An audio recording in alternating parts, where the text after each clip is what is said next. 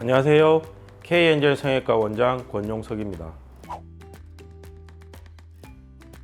우리가 나이가 들어서 눈꺼풀이 처졌을 때는 쌍꺼풀로 하는 상안검 수술 방법도 있고 눈썹 거상술 또는 이마 거상술의 방법 등이 있는데, 오늘은 눈썹 거상술에 관해서 말씀드리도록 하겠습니다. 눈썹 거상술이라는 수술 방법은 눈썹 아래쪽에 바짝 붙여서 절개를 한 후 충분한 양의 피부를 절개한 다음 아래쪽 피부를 눈썹에다 고정시켜 줌으로써 눈꺼풀 처짐을 개선시켜주는 수술 방법입니다.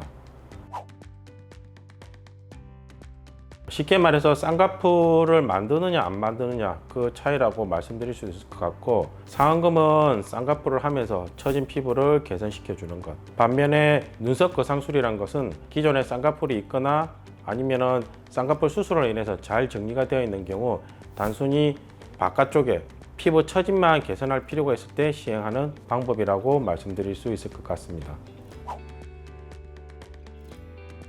상안검 수술 같은 경우는 쌍꺼풀 수술을 하면서 충분히 피부를 제거하더라도 상안검 수술의 한계가 바깥쪽 피부 처짐이 많을 때는 조금 수술의 효과 면에서 제한적일 수가 있는데, 반면에 눈썹 거상술 같은 경우는 바깥쪽 피부를 충분히 제거해 줄 수 있고 인상의 변화를 줄여준다기보다는 변화를 최소한으로 할 수 있는 수술이라고 말씀드릴 수 있을 것 같습니다.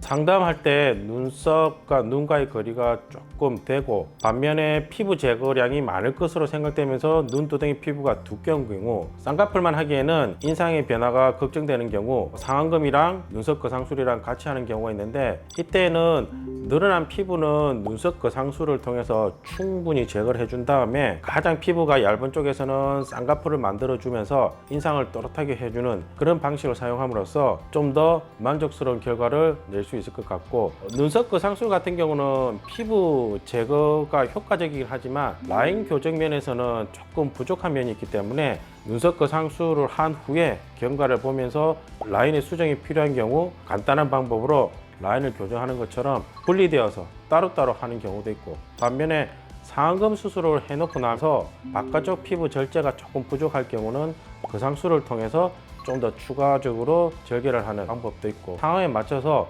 적절한 방법으로 잘 시행하면 될 것 같습니다.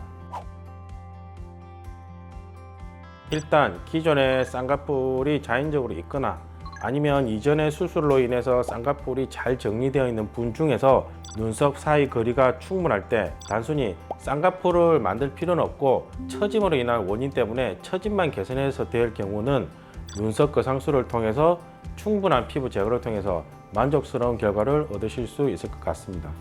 오늘은 눈썹 처짐의 개선 방법 중에서 눈썹 거상술에 대해서 알아보았습니다. 눈꺼풀 처짐 때문에 고민이신 분은 저희 K엔젤 성형외과 내원에서 상담을 보신다면 저희가 많은 도움을 드릴 수 있을 것 같습니다. K엔젤 성형외과 원장 권용석이었습니다.